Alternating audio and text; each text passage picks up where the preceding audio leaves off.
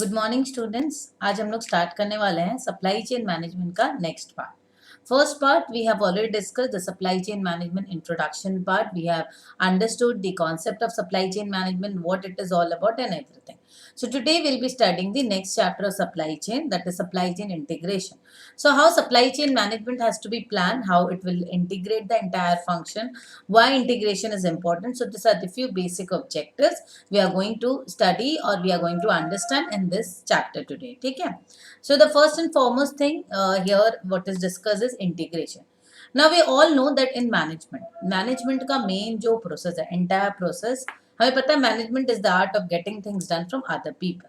Now what is this other people? It is not only other people. There are a lot many processes are involved in supply chain. Because if we are talking about only management, we discuss management is the art of getting things done from other people, but it is not only people. We all know that there are so many things to understand with men, machine, material, money, people, process, organization, structure, controlling, and so many functions are there. So integration plays a very important role. So that means we everything has to be well coordinated and well integrated. What does integration means? इसका मतलब simple some integration को अगर मैं साधारण language में आप लोग को समझाऊं, इसका मतलब सिर्फ ये है कि आप किस तरीके से लिंक कर रहे हो, सारे जो ऑब्जेक्टिव्स हैं उसको किस तरीके से आप लिंक कर रहे हो, so that your organizational objectives is fulfilled together.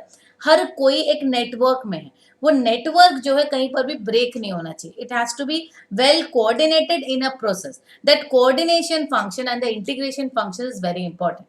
So as we discussed about the supply chain management here, the entire thing rests on the integration is the vital element. Because if you don't align your suppliers, your providers, service providers, the customers, the raw material provider, यहाँ पे सबसे important है alignment.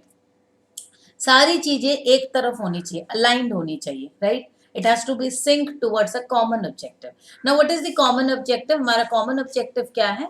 हम जितने भी process involve है, आप लेको raw material से लेकर वो आ रहा है प्रोड्यूसर के पास, प्रोड्यूसर से आ रहा है फिर वो मैन्युफैक्चरिंग हो गई, प्रोडक्शन हो गया, फिर वो आपके operation marketing sales and service में जाएगा, फिर वो वहां बाहर जाएगा, the wholesaler, the distributor, and so many aspects are there all together.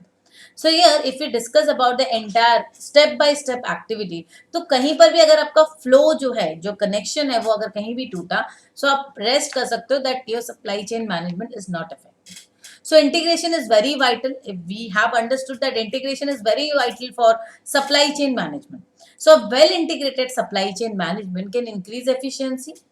अगर एक सप्लाई चेन मैनेजमेंट, हमें क्या है सप्लाई चेन मैनेजमेंट का मतलब क्या है? सप्लाई चेन मैनेजमेंट का मतलब है एक प्रोसेस, एक सप्लाई चेन इंटीग्रेशन की बात कर रहे हैं हम यहाँ पर. सप्लाई चेन मैनेजमेंट हमें पता है the management of the entire end to end, मतलब starting from the supplier, that is raw material provider, till to the consumer, the entire chain of activity. Once we are managing the entire network or the connected set of activities between different chain or different members involved, the different mechanisms, the different members and the processes, everything. So that entire process called supply chain management. So let us define about the supply chain integration. So now you have to align all those things. ये जितने भी लोग involve हैं, आपके supplier ले लो, service providers ले लो, customers ले लो, the processes, the transport mechanism, everything. तो अब ये सारी चीजों को जब हम लेके चलते हैं, उनको अलाइन करके चलते हैं, so entire thing is called supply chain integration. So अगर हमारा सप्लाई चेन इंटीग्रेटेड रहता है, प्रॉपर इंटीग्रेटेड रहता है, प्रॉपर अलाइनमेंट में रहता है, so it will increase efficiency. आप देख सक रहे हो कि अगर मुझे पता है मेरे अगर एक मैंने ऑर्डर फुलफिल किया या मैंने एक ऑर्डर डिस्पैच किया, तो उसकी मैसेज आपके पास भी चली गई, तो you are also aware of the thing. Communication बहुत फास्ट हो रही है because nowadays IT and communication had played a very important role to play in supply chain management, no doubt. So for effective supply chain integration, a firm has to develop a framework that enable it to devise and execute an integrated supply chain strategy. तो क्या है, हमें एक effective supply chain अगर integration करना है, proper एक effective supply chain, तो क्या करना है, हमें एक proper framework बनाना है that would devise and execute an integrated supply chain. यहाँ पे supply chain जो है that should be properly integrated. So now let us understand the nature of supply chain integration. We all know that supply chain, success of a supply chain depends on the nature of integration that exists between the supply chain partner. So entire आपके जो supply chain है, supply chain की जो success है, it all depends on the nature of integration, what type of integration you are doing. So ये integration किस तरीके से होगा, ये टोटली डिपेंड करता है कि हमारा सप्लाई चेन किस चीज का है, कौन से प्रोसेस को लेकर चल रहे हैं। अगर एक मैन्युफैक्चरिंग का है, एक ट्रेडिंग कंसर्न है, and manufacturing of, let's say manufacturing of medicine, manufacturing of clothes, manufacturing of stationery, so different type of products will require different type of supply chain, isn't it? So there are two types of supply chain integration.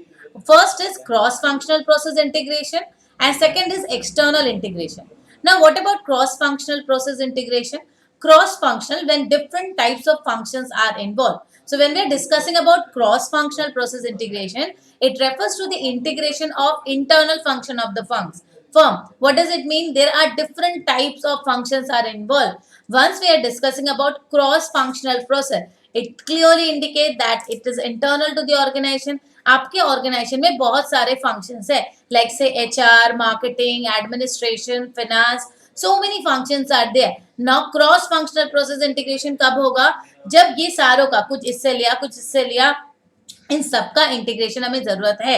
Now second is external integration. External integration refers to the integration with the supply chain member. जैसे बाहर से हो गए, cross functional internal हो गया, external बाहर के लोगों से, जैसे मैंने किसी सप्लायर से सप्लाई लिया एंड देन मेरे पास आया, मैंने मैन्युफैक्चरिंग किया, फिर मैंने होलसेलर को दिया, then the wholesaler goes to distributor and then so on. तो external integration is external to the firm, cross functional process integration it is internal to the firm, external integration is external to the firm, ये बाहर के लोगों के संग हो गई। अभी ये जो एक्सटर्नल इंटीग्रेशन है, it can be backward integration as well as forward integration. अब देखो ये बैकवर्ड इंटीग्रेशन क्या होता है।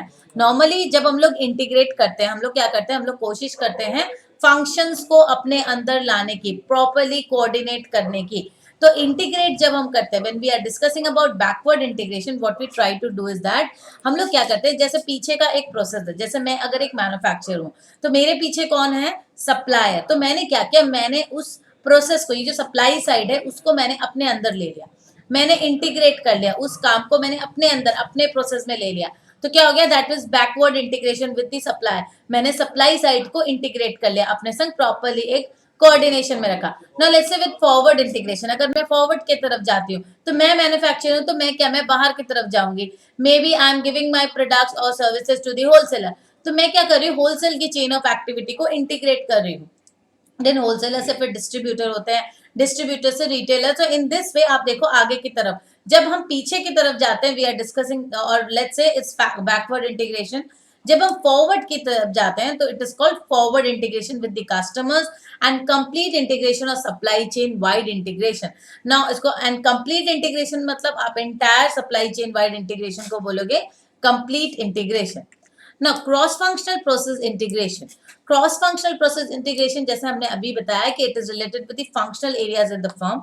In this form of integration, firms focus on integrating the internal functions like purchasing, transportation and manufacturing. तो आपको simple सी बात है, आपको कस्टमर नीड्स को देखना है, कस्टमर को प्रॉपर सर्विस देनी है, तो वो तभी पॉसिबल है when you are properly coordinated, और आपके सारे जो जितने भी प्रोसेस है वो वेल इंटीग्रेटेड रहेंगे, सब एक दूसरे से प्रॉपरली लिंक्ड है। तो यहाँ पे हमारा दो चीजें होती हैं to achieve the cross functional process integration. There are two process और two techniques which we employ. First is simplification of the processes and second is consolidation. Now simplification of the processes क्या करते हैं, हम लोग process को easy करते हैं, simplify करते हैं, जितनी ज्यादा स्ट्रेट अवे या सिंपल वे में हो। तो simplification can reduce the time and effort in implementing those process. तो हम जब सिंप्लीफिकेशन करते हैं तो हमारा टाइम और एफर्ट दोनों रिड्यूस होता है। One way to achieve simplification is to automate the process with the help of IT. So nowadays simplification is becoming very easy because of the automation process. हमारे पास machineries हैं तो we can easily automate the process and just simplify the process. Now second is consolidation. Consolidation मतलब हमें समझ में आ रहा है that we are consolidating. हम लोग सारे चीजों को लेकर एक संग मिला देते हैं, उसको बोलते हैं consolidation. So जब हम एक संग मिला देते हैं या कंसोलिडेट करते हैं तो नो डाउट वहां पे हमारा जो फर्म का कॉस्टिंग है वो बहुत ज्यादा रिड्यूस होती है. ये किस तरीके से होगा? Is another technique to achieve internal integration. Some example are consolidation of warehousing facility to reduce cost of processing and consolidation of purchasing across the business units within the firm. तो एक example हो गया आपका consolidation of purchasing. तो क्या हो गया, आपके बहुत सारे बिजनेस यूनिट्स है, मे बी कोलकाता, बॉम्बे, दिल्ली, बहुत सारे जगह पर है. फिर हमने क्या किया, हमारा जो हेड ऑफिस दिल्ली में, हम लोग दिल्ली से ही परचेजिंग कराएंगे. तो जब एक यूनिट से सारी परचेजिंग हो रही है तो आपके जो कॉस्ट पर यूनिट है दैट इज डिक्लाइनिंग. ठीक है, तो वो और स्टैंडर्ड आपका जो स्टैंडर्ड ऑफ प्रोडक्ट है that will remain uniform for आपके जितने भी ब्रांचेस या यूनिट्स में जा रहे हैं, वहां पे भी आपके लिए वो बहुत ईजी होगा. So today we have discussed about the cross-functional process integration. Next we will be starting with the external integration. Thank you, students.